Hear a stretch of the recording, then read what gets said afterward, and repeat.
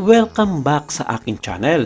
May namamagitan na kayang something beautiful and special kina Kathryn Bernardo at Alden Richards?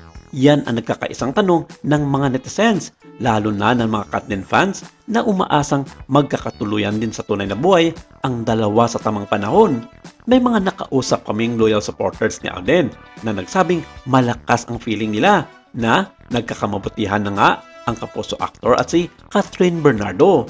Kung ang pagbabasihan ay ang mga sweet photos nila together na nag-viral sa social media at ang mga video na kuha sa iba't ibang okasyon, malamang daw sa malamang ay may mutual understanding na raw ang dalawa.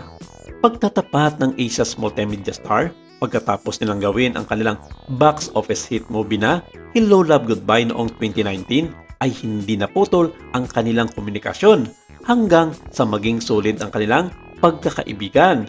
The friendship never ended.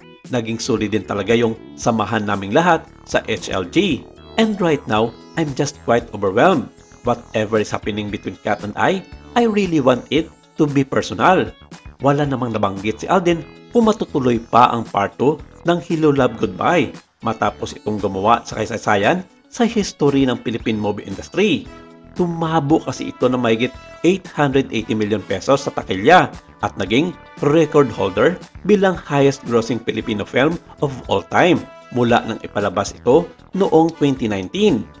Pero binura na nga ito ng pelikulang Rewind na ipinalabas sa MMFF 2023 na pinagbidahan ng celebrity couple na sina Kapuso Primetime King and Queen, Dingdong Dantes at Marian Rivera.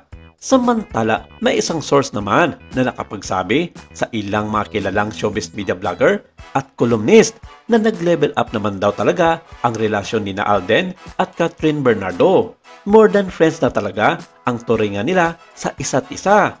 Chika ng aming kausap, totally move on na raw ang actress sa breakup nila ni Daniel Padilla, base na rin sa nakikita nilang happiness nito ngayon.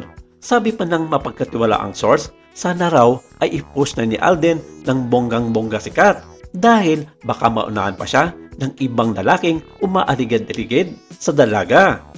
Pero sa tanong ng ilang mga staff ng Preview Philippines na nag-cover kay Alden kumakailan lamang, tila inuugnay ito kung kamusta na ba ang kanilang pagkakaibigan ni Daniel Padilla.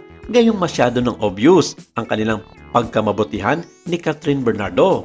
Well, of course kung ang taong bayan at ang mga dating Katniel fans ang tatanungin, talagang hindi maganda ang tinginan ni Alden at Daniel sa ngayon dahil naman sa involvement ng mga ito sa love life ni Kathryn Bernardo. At ang tanging sagot lamang ni Alden dito ay better ka ba?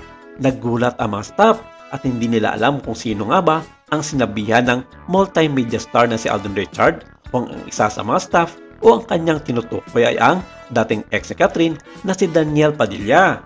Biro lamang niya ito pero ayon sa iba parang may pinapatamaan yata na tao sa loob ng showbiz industry dahil alam naman ng lahat na hanggang magpasa ngayon ay ayaw na ayaw pa rin ni Daniel na magkaroon siya ng kapalit sa puso ng kanyang dating jowa na si Kathryn Bernardo. Maraming salamat. Ito lang muna ang ating update for today.